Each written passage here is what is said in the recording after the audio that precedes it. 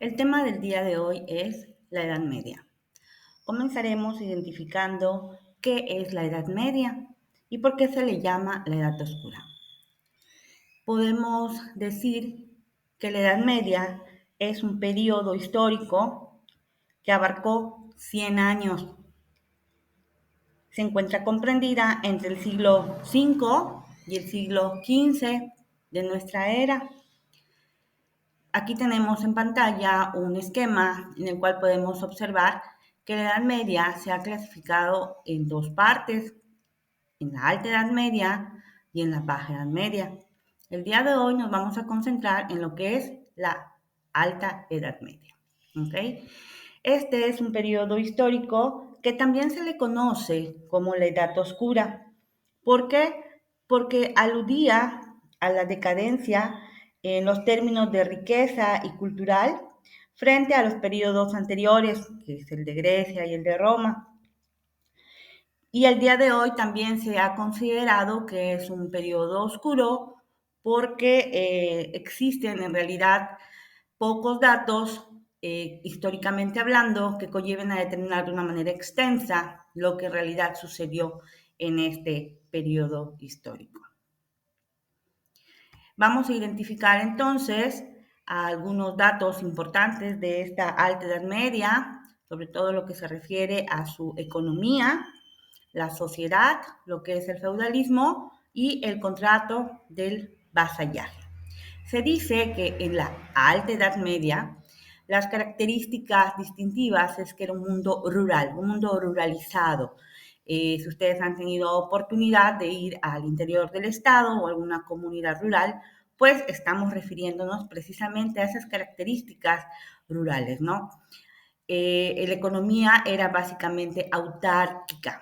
¿Qué significa autárquica? Significa de autoabastecimiento, que producían lo que necesitaban para sobrevivir, para su consumo del día al día, y si les sobraba lo máximo que era compartir o hacer un intercambio de productos con los feudos vecinos, porque en este periodo de la Alta Edad Media no había comercio, era una economía autárquica de autoconsumo en la cual se desarrolló y floreció lo que es el feudalismo, que propiamente es el sistema de organización económica, política y social que se desarrollaba en esta Alta Edad Media y que surge precisamente pues, de las propias circunstancias económicas, políticas, sociales, de inseguridad que se vivía en este periodo. Había muchas invasiones y pues habían aislamientos y esto conllevó a que se diera el feudalismo.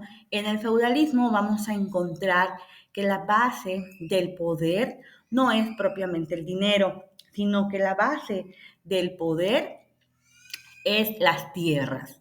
Quien tenga más terrenos, más propiedades, más inmuebles, es la persona que va a tener más poder, ¿ok? ¿Y qué es entonces la base? ¿Cuál es entonces la base del feudalismo? La base del feudalismo es el feudo. ¿Y qué es el feudo? Pues el feudo es la tierra, es la extensión territorial, propiedad del señor feudal que iba a ser trabajada obviamente por el señor feudal no, sino por sus vasallos. En cuanto a la organización territorial del feudo, pues aquí en pantalla podemos observar cuáles son las partes del feudo. El castillo, la aldea, los mansos, las tierras comunales y la reserva territorial. El castillo, pues obviamente, ustedes conocen los castillos, pues ahí era el lugar donde vivían los señores feudales. Las aldeas, pues es el lugar donde vivía el pueblo. Los mansos eran tierras que el señor feudal le daba a los campesinos para que ellos pues tuvieran esa economía autárquica, ¿no? Para que ellos produjeran lo necesario para subsistir.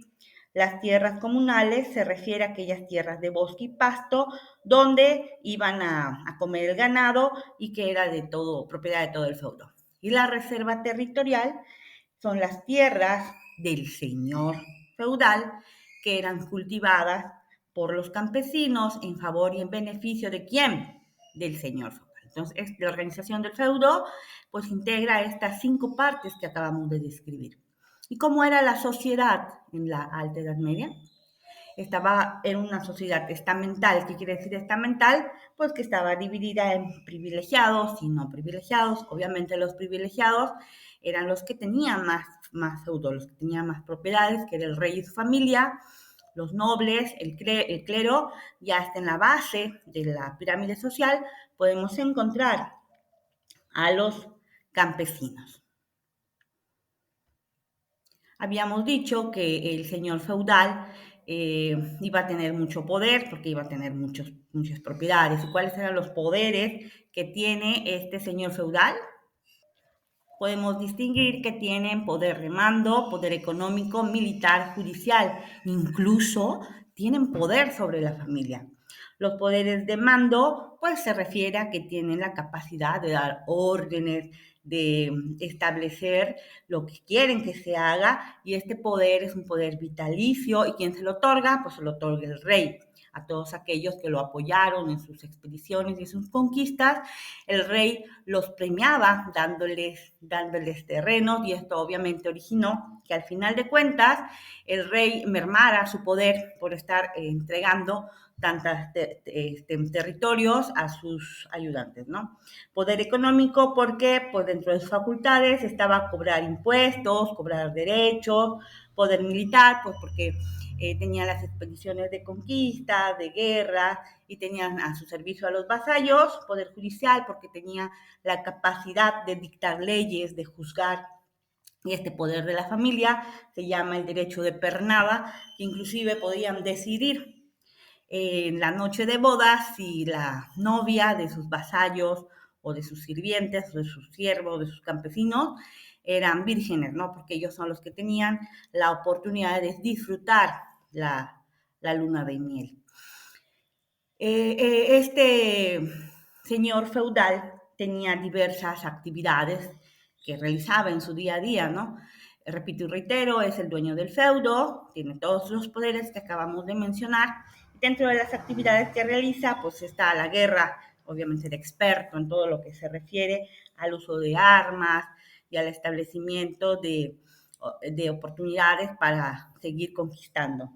En cuanto a la caza, cazaban osos, jabalíes, ciervos, organizaban grandes banquetes, grandes fiestas en los castillos y todos los poderes que mencionamos hace unos instantes. Pero ¿quiénes son los vasallos? Ya vimos quién es el señor feudal. Los vasallos pues son todos aquellos individuos que van a obedecer, servir y respetar al señor feudal a cambio también de tierras y de protección. Y aquí en pantalla podemos observar que los nobles juraban fidelidad a su señor, se comprometían a apoyarlos en el uso y ejercicio de sus poderes como político, militar, recibían tierras, y para tal efecto esta relación se formalizaba mediante un contrato de vasallaje. El contrato del vasallaje está integrado por estos 4 elementos que vemos en pantalla, que son el homenaje, el juramento, el osculum y la investidura. El homenaje es aquel acto donde se inicia el contrato del vasallaje, donde, pues como pueden observar en las imágenes, se le agarra de las manitas y le dice, sí, yo quiero ser tu vasallo. Es el homenaje. En el juramento, el elemento importante, como podemos ver en pantalla, es la Biblia. Pone su mano sobre la Biblia y declara su compromiso de ser fiel al Señor. El osculum, como vemos aquí en el dibujito, es un beso donde se sella, donde se acepta este juramento, y el beso significa fidelidad. Y la investidura es el último paso del contrato del vasallaje, donde se sella definitivamente este acto, este contrato, y generalmente se le entrega un objeto simbólico que por costumbre es una espada. Y de esta manera hemos tenido la oportunidad de identificar algunas características importantes de la Alta Edad Media. ¿Qué es la Edad Media? Su clasificación, la economía, el feudalismo, el feudo, las clases sociales, el señor feudal, los vasallos y lo que es el contrato del vasallaje con sus elementos. Gracias por su atención.